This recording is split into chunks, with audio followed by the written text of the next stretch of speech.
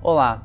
O Palmeiras tem uma das melhores categorias de base do mundo, com vários títulos nacionais e internacionais, e jogadores reconhecidos mundialmente, como Gabriel Jesus e o futuro prodígio Endrick. Mas não era da filosofia do clube esse preparo. Antigamente, o clube Alviverde buscava jogadores prontos para chegar jogando no time titular, sem dar a maturação necessária para um atleta jovem e em início de carreira poder começar sua trajetória. Foi com essa base vencedora que a Sociedade Esportiva Palmeiras conseguiu atingir a ambição de vencer a final da Copa São Paulo de Futebol Júnior em 2022 contra o Santos. A chamada Copinha era o desejo do torcedor palmeirense, que era muito ignorizado pela falta desse título. Esse foi o tema de TCC escolhido pelo jornalista Caio Meneghello, em seu trabalho de conclusão de curso de jornalismo da Universidade Presbiteriana Mackenzie.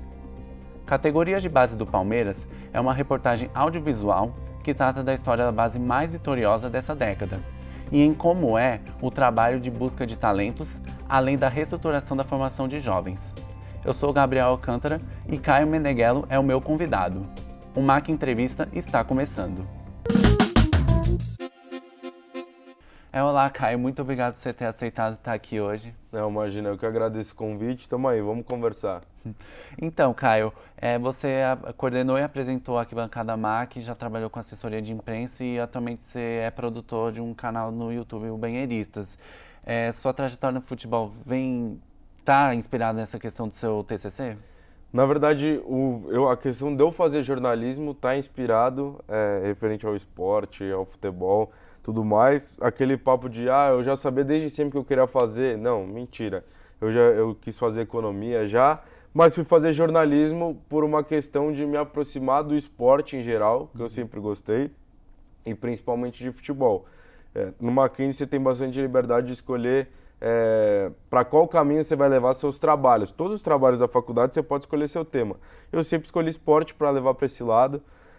Trabalhei com assessoria de imprensa e no Arquibancada MAC, aqui no Mackenzie, relacionado a futebol também, assessoria de jogador, empresário de jogador, no Arquibancada sempre com esporte, principalmente futebol, né, que foi algo que eu sempre gostei. E agora fui para a internet também trabalhar num canal de futebol, então é algo que eu sempre quis estar no meio e eu gosto de estar, me faz bem, é algo que eu sei o que eu estou fazendo e é um meio que eu gosto de estar presente. E por que você escolheu a reportagem audiovisual para o seu TCC? Acho que quando a gente fala por vídeo, mostra realmente o que a pessoa está querendo dizer. Uhum. Óbvio que texto e tudo mais, as pessoas escrevem bem pra caramba e tudo mais, consegue passar isso. Mas eu queria audiovisual, uma porque eu trabalho com audiovisual, então a facilidade para mim era muito grande. E outra que eu acho que passa essa verdade, passa realmente o que a pessoa está querendo dizer. É um assunto que, teoricamente, é delicado, assim, porque estava há muitos anos sem o Palmeiras conseguir revelar ninguém. Nos últimos anos conseguiu revelar, foi campeão da Copinha. Tem vários problemas internos do porquê isso não aconteceu. Então, eu quis passar isso. A minha ideia, óbvio, era fazer tudo presencial. Eu chutei um semestre de TCC porque eu queria fazer as entrevistas presenciais. E mesmo assim não deu, por conta da pandemia, por conta de trabalho, tudo na correria. Porque a gente sabe como é difícil o acesso dentro de clube e acesso de jogador para você fazer presencial. Então eu acabei fazendo tudo online e no fim das contas o resultado foi bom. Eu não sei se foi como eu esperava, porque eu acho que presencial tem uma diferença muito grande, mas assim, eu entreguei e foi um bom trabalho. E o seu trabalho é muito bem produzido, é muito bonito assim visualmente. E como foi o processo todo? Porque é claro que não foi fácil fazer tudo o que você planejava, né? Como eu trabalho com audiovisual, produzindo vídeo toda semana, dia sim, dia não, pra gente postar no canal, e é um canal gigante de quase 4 milhões de inscritos, acabou me dando uma certa facilidade e alguns atalhos de como fazer. Então, de edição, de próprio tipo de pergunta para eu querer tirar da pessoa o que eu gostaria que ela respondesse, na verdade induzindo ela, né, para certos lados de resposta. As conversas com certas pessoas específicas para para pegar cada face do prisma, assim, para ter essas respostas. Acho que esse é o principal. Questão de edição, você vai, mano, alterando ali depois, vai mudando da forma como você quer, faz uma vinhetinha aqui, muda outra coisa ali, mas assim, essa bagagem de mais de um ano de canal, YouTube e tudo mais, me proporcionou com que o trabalho visualmente, você falando, foi bonito. Então, e o que te marcou bastante nesse trabalho? Alguma coisa em específico? Correria absurda. Quem faz TCC sabe, você fica numa linha tênue entre tô tranquilo, ainda tem bastante tempo, do ferrou, tá muito em cima da hora, você precisa entregar de qualquer jeito. Então, assim, se o professor que for meu orientador tiver ver depois, ele vai me matar. Mas assim, eu precisava entregar meu TCC na sexta, eu fiz a primeira entrevista na segunda. Fiz uma entrevista segunda, fiz 2 entrevistas na terça, uma na quinta e uma na sexta. Entreguei meu TCC na sexta, 7 horas, editando direto, assim, ó, até 6 da tarde para entregar. Então, assim, e eu consegui, foi bem legal. Parte escrita já estava praticamente pronta, né? Precisava só ajustar alguns detalhes, eu consegui entregar na segunda também. Então, assim, você precisa ter muito foco para entregar. Às vezes, não vai ser como você imagina, mas você precisa seguir um caminho para que isso aconteça. Ele precisa acontecer. Se vai ser do caminho que você vai seguir ou não, ele precisa acontecer. E você já conhece um pouco de edição, essas coisas que dá tanto para você perceber, então você tem uma facilidade maior, né? Pelo menos essa coisa que você tinha que fazer, entregar na sexta e começou na segunda. Eu sabia que se eu tivesse as entrevistas no dia que eu fosse entregar, eu entregava. Entendi. E vamos falar mais um pouco mais sobre o Palmeiras e, na sua opinião, quando o Palmeiras deu a virada na sua base para o que ele é hoje? Quando acabou a bagunça dentro do clube, 2014, acho que começa por aí, 2015, na mão do Paulo Nobre, o presidente do clube que chega e investe dinheiro na base, que era o que precisava, porque era uma bagunça lá dentro, era uma bagunça. Ao longo do TCC, eu fui percebendo que era assim, filho de empresário jogando, o amigo do neto do dono das categorias de base jogando, filho do diretor lá, não sei o quê. Então, assim, não dá, mano, não dá, tem que profissionalizar. E o Palmeiras profissionalizou nos últimos anos.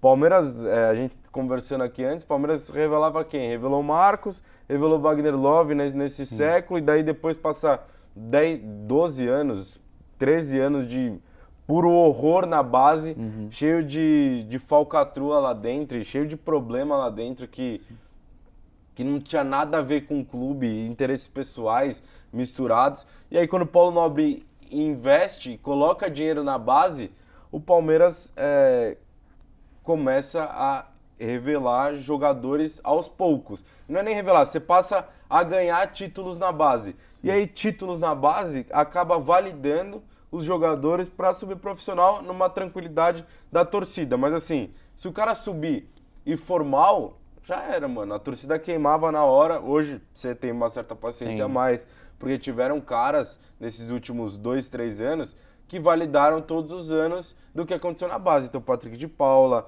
Danilo, Gabriel Menino, todos esses jogadores validaram tudo que aconteceu na base nos últimos anos em questão de título, e aí chegaram no profissional e responderam, apesar de não terem ganho a copinha, né? Você tinha falado que os títulos validam muito do trabalho do clube, e é basicamente isso que é o futebol brasileiro. Quando a mentalidade mudou assim no torcedor para essa questão da base, né, de apoiar mais a base, de trazer mais jogadores, essas coisas? No Palmeiras, quando ganhou. Esse é o ponto-chave no futebol brasileiro há algum tempo, né? O torcedor é imediatista, não tem jeito, e quer ganhar, velho. O torcedor... tem uma frase que fala que o torcedor ele não gosta de futebol, ele não gosta do time, ele gosta do time dele ganhando.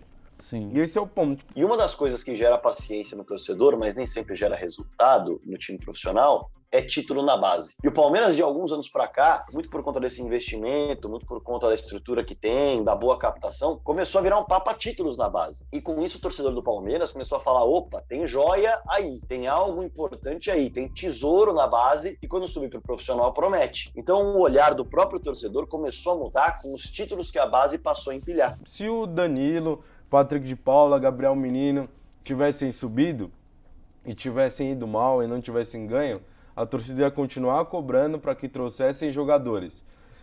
Foi sem querer que deu certo, porque era um ano de reconstrução do Palmeiras, de 2015 a 2020, contratou muito cara, 2017 e 2019 não deu em nada, que foi anos pós-títulos brasileiros. Em 2020 é um ano de reconstrução. Por que trazem o Luxemburgo? Traz o Luxemburgo porque é um cara que tem 200 anos no futebol, que é um cara que tem casca para chegar lá e falar assim, ó, confia em mim, eu vou botar os caras da base para jogar. Ou tipo assim, o Lucas Lima vai ficar no banco porque o Patrick de Paula vai ser titular. O cara que já tá lá, que é bom, vai ficar no banco porque o Gabriel Menino vai ser titular. E é o Luxemburgo que faz isso antes. O Luxemburgo que faz a estreia do Danilo lá em Bragança Paulista contra o Bragantino. Então assim, trouxe o Luxemburgo com essa mentalidade. E o Luxemburgo faz um bom trabalho a isso. O time jogava bem? Não jogava bem. Tinha que ser mandado embora? Tinha que ser mandado embora. Mas o papel dele de subir os caras da base com tranquilidade, o próprio Gabriel Veron, ele subiu. E aí depois chegou o Abel e faz esse trabalho absurdo que ele faz até hoje. Sim, mas é até uma curiosidade, assim, que quando o Palmeiras parou de contratar muitos jogadores e quando apostou mais na questão da base, o Palmeiras guinou, assim, para ter 2 Libertadores em um ano, né? Com os meninos sendo fundamentais. O que me motiva a fazer o TCC referente aos jogadores e a minha ideia, aos jogadores da base, e a minha ideia principal era uma websérie de 5 episódios, um episódio com cada jogador. Então, Wesley, Gabriel Menino, Patrick de Paula, Gabriel Veron e na época era o Renan, né? Que agora fez o acidente lá com o cara, matou o cara atropelado, dirigindo bêbado e tudo mais, mas era assim, por quê? Porque o Gabriel Veron vai contra o Atlético Mineiro, faz a jogada da classificação, o Wesley vai e faz o gol na final da Copa do Brasil, o Gabriel Menino faz o gol na final da Copa do Brasil e joga todos os jogos da Libertadores de 20, o Patrick de Paula nos 2 anos...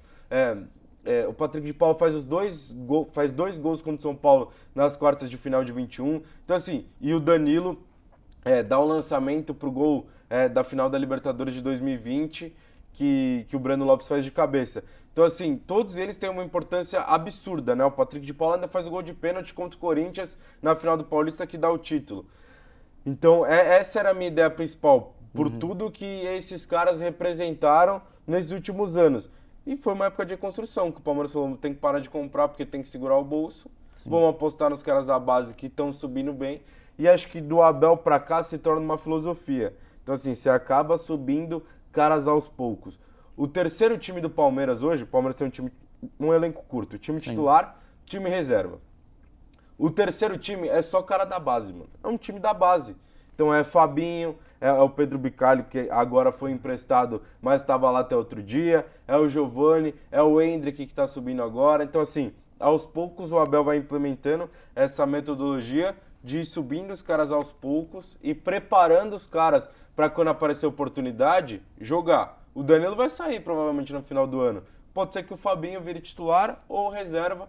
O Gabriel Menino conseguiu retomar o futebol, segue jogando e entrando bem. Então assim, a filosofia vamos contratar caras pontuais para que os caras da base continuem crescendo e continuem subindo. Os caras da base que não estão tendo oportunidade agora foram emprestados. Sim. Tem, sei lá, 5 caras titulares da Copinha que estão jogando em Portugal agora. O que é importante também, daqui a pouco o cara volta e joga no time principal com mais bagagem, tendo jogado a Liga Portuguesa lá e tudo mais. E também tem uma questão muito importante que é o foco, né? Porque a carreira de jogador também, é claro, é muito rápida, mas aí o sucesso é tipo instantâneo e isso, dependendo das pessoas, né? Dependendo de cada um, pode afetar a questão da cabeça. Essa questão do Patrick de Paula e até meio que recentemente com o Danilo, com 2 expulsões mais ou menos no ano, isso afeta muito o jogador, isso é muito complicado, né? A gente aqui, eu não sei quantos anos você tem, mas provavelmente você tem a mesma idade dos caras. Imagina você sair da periferia, o Patrick de Paula saiu da Taça das Favelas, direto pro Palmeiras. O cara chega no Palmeiras para ganhar um salário de um dinheiro que ele nunca viu na vida inteira dele ele nunca viu o dinheiro que ele tá recebendo. O cara faz o gol na final contra o maior rival, passa a ser idolatrado, porque o cara ainda não é um ídolo, mas assim, pelo momento ali, idolatrado. O cara se perde. Se você não tiver uma cabeça muito boa, você se perde. De todos os caras da base do Palmeiras até hoje, quem não se perdeu? O Danilo. Dos 5 caras, o Wesley também. O Danilo e o Wesley. São 2 caras que tiveram uma cabeça, conseguiram segurar, porque a gente pode puxar de todos os outros. O Renan deu no que deu agora, eu nem vou citar ele. Sim. O Gabriel Veron. Gabriel Veron foi pego na balada lá uma semana antes de umas quartas de final de Copa do Brasil contra o São Paulo. Foi pego na noite na festa de um amigo dele com um amigo filmando. Isso aí não dá, velho. Não dá pra acontecer um negócio desse. O Patrick de Paula, o Gabriel Menino, primeiro, foi pra seleção brasileira, foi campeão olímpico. Quando volta, acho que é o maior lateral direito da história do Brasil. Acho que vai jogar... Se perde. E se perde achando que é craque. E aí, assim, o Palmeiras tem um cara que chama Abel Ferreira, que não vai botar pra jogar o cara que tá achando que ele é o melhor cara do mundo. Sim. Que ele é um absurdo, não sei o quê. O Patrick de Paula... Acontece tudo na vida dele, é um caso que eu consigo entender, que eu acho que faltou estrutura pra ele de cabeça e até mesmo familiar para conseguir entender o que estava acontecendo naquele momento. Acho que o Palmeiras tentou muito e acho que o Abel só deixou ele sair porque achou que não tinha mais jeito. Mas assim, o cara, se o cara quer ser jogador, quer ser um jogador de ponta, ele precisa ter cabeça. Quando a gente fala em categoria de base, a gente esquece que são jovens, que são meninos. O grande problema é esse. Não é porque eles são prospectados como talentos aos 16, aos 15, que eles vão ter maturidade psicológica, física, tática, técnica aos 17, aos 18. Entender o tempo do jogador de futebol é uma arte complexa. A gente tá acostumado a carimbar tudo muito rápido. E quando a gente fala sobre um jovem, é desonesto até que seja requisitado deles tanta coisa. Não dá tempo. O Patrick de Paula, eu faço questão de lembrar o caso dele, porque para mim ele é mais emblemático. Patrick de Paula foi encontrado na Taça das Favelas, sem qualquer... Ele não tinha o plano de jogar futebol do jeito que ele joga hoje. Ele não imaginava pra vida dele uma carreira dessa. Ele tava jogando um futebolzinho quase que amador no Rio de Janeiro, na casa dele, no quintal da casa dele. Ele foi visto, veio pra São Paulo, trocou de estado, ficou longe da família, passou de uma vida extremamente humilde pra uma vida com bastante dinheiro, pro padrão do brasileiro comum, é muita coisa.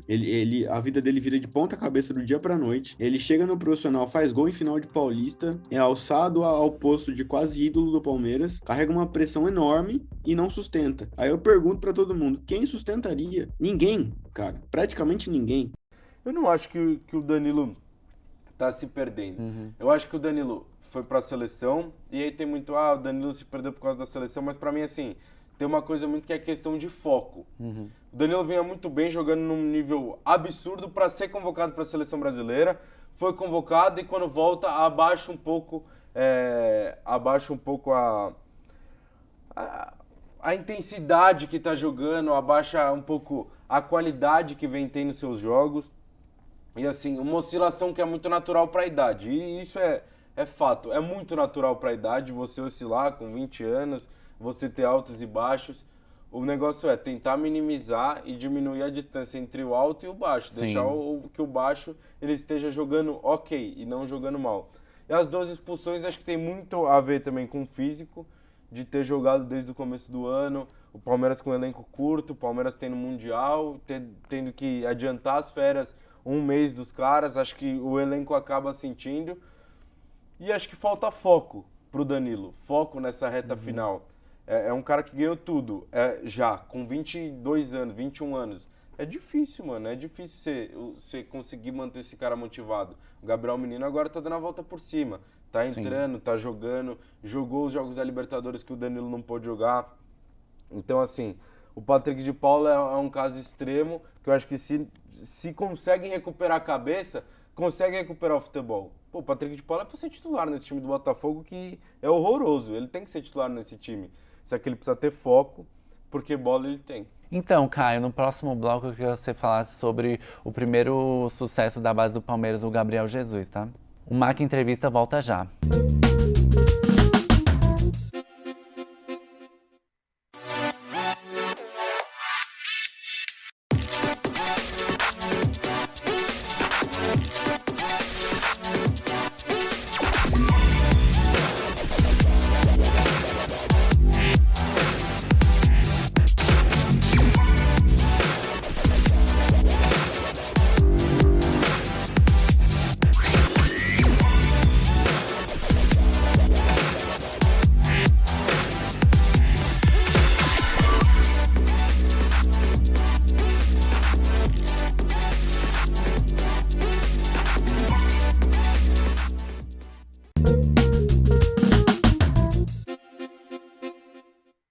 O Mac Entrevista está de volta.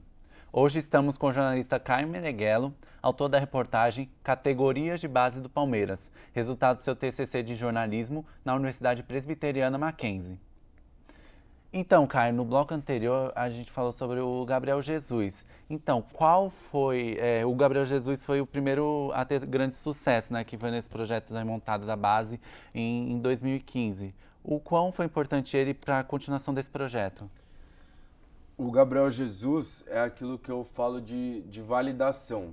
Ele validou um processo que ele fez e pegou só o início do processo. O Gabriel Jesus é fenômeno por ser fenômeno, porque ele é muito bom e é um cara que ia estourar a qualquer momento. Na base ele fazia, sei lá, 40 gols em 20 jogos. O Gabriel Jesus fazia 1 milhão de gols. Em 2015 ele surge na Copa do Brasil.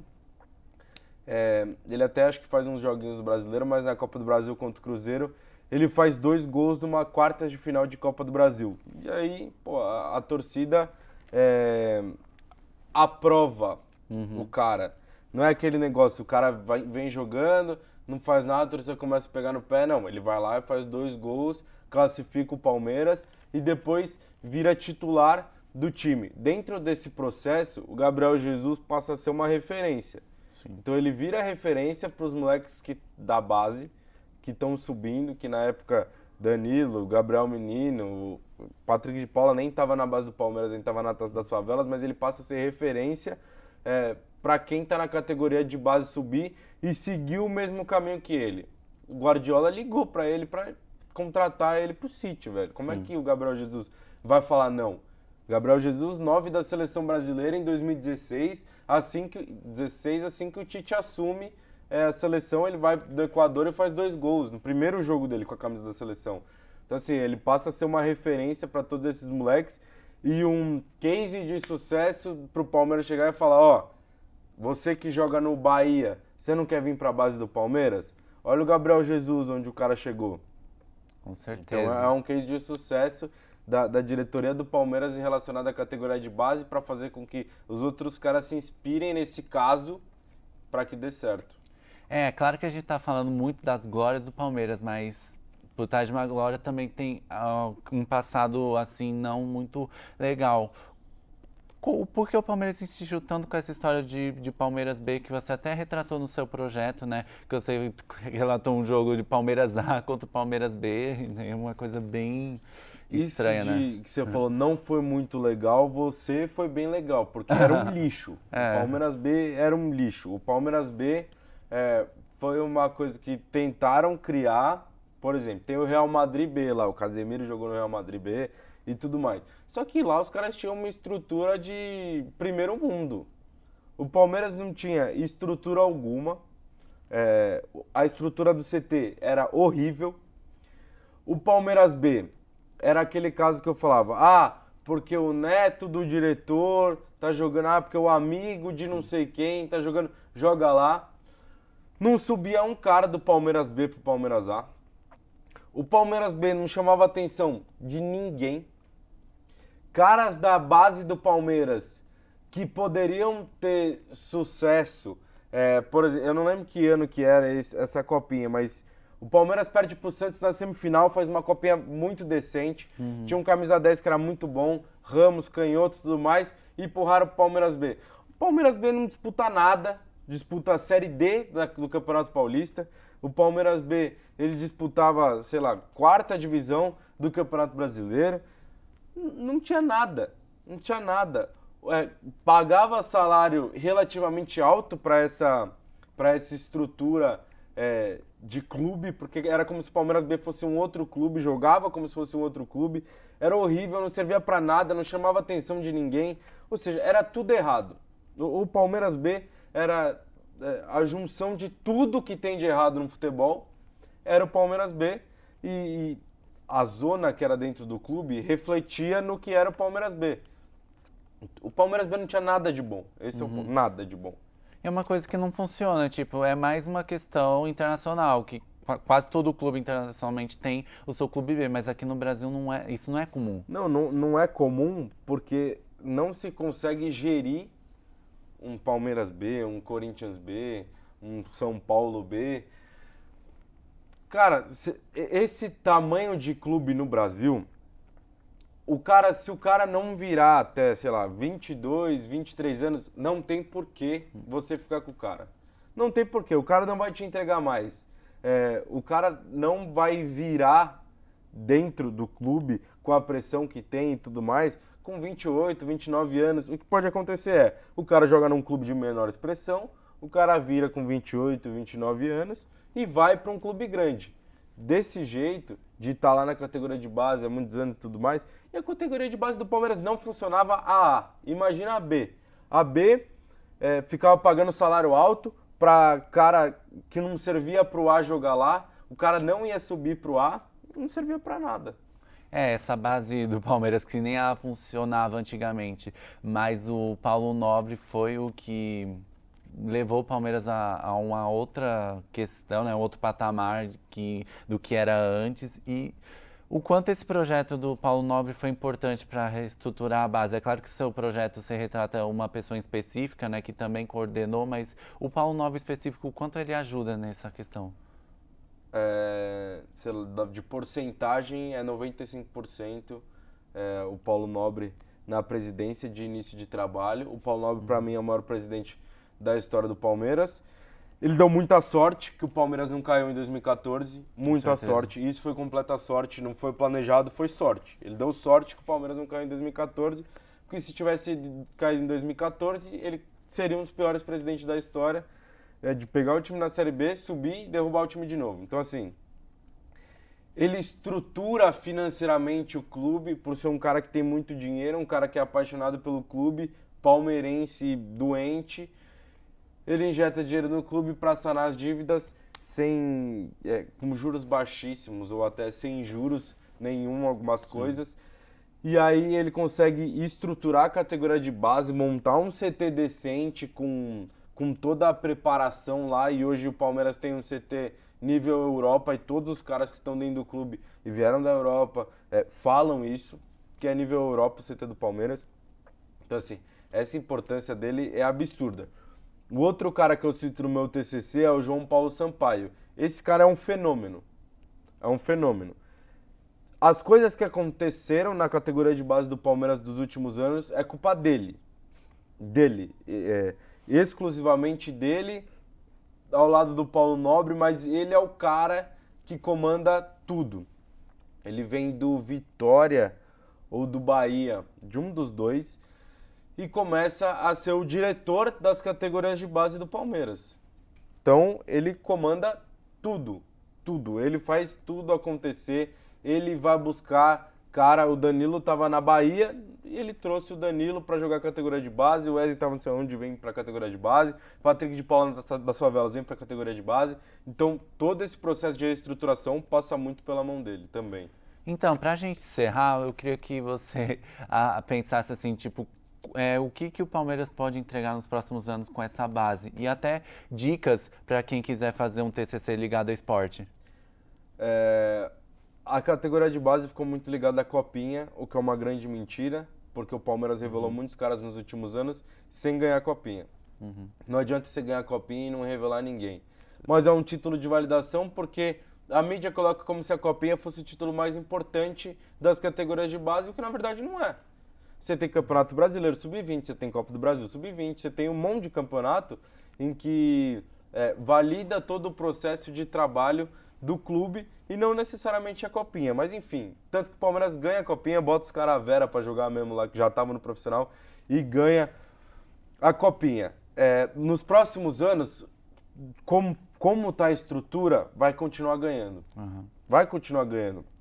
A estrutura está muito bem desenhada, está muito bem estruturada. O Palmeiras vai continuar ganhando na base nos próximos anos e vai continuar revelando o jogador, porque os caras estão sendo preparados para jogar no profissional.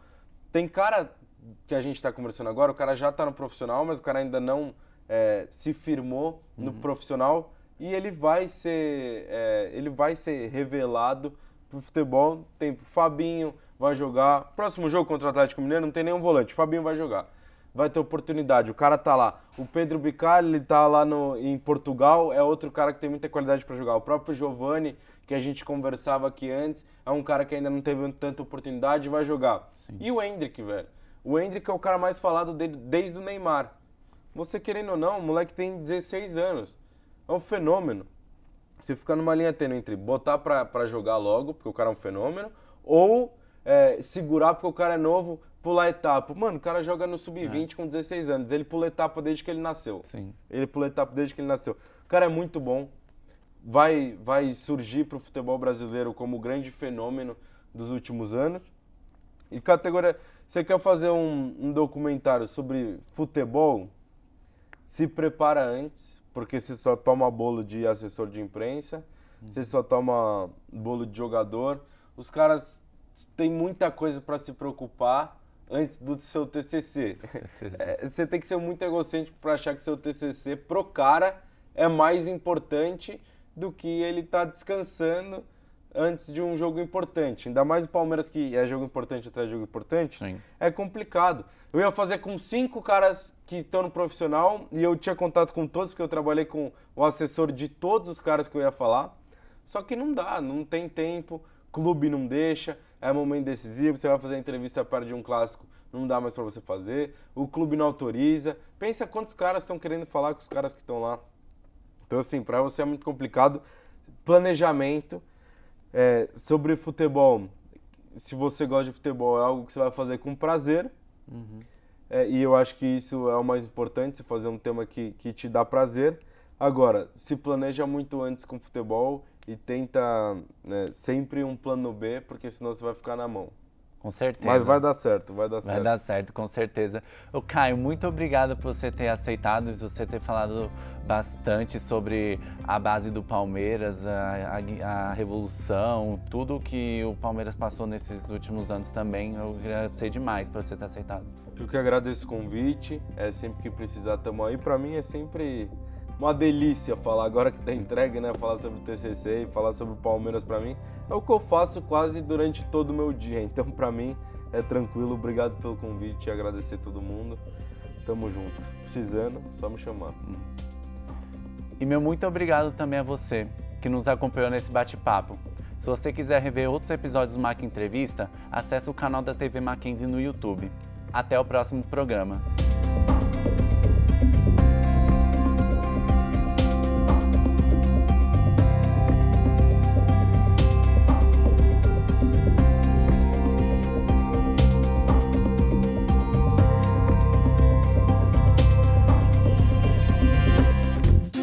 Thank you.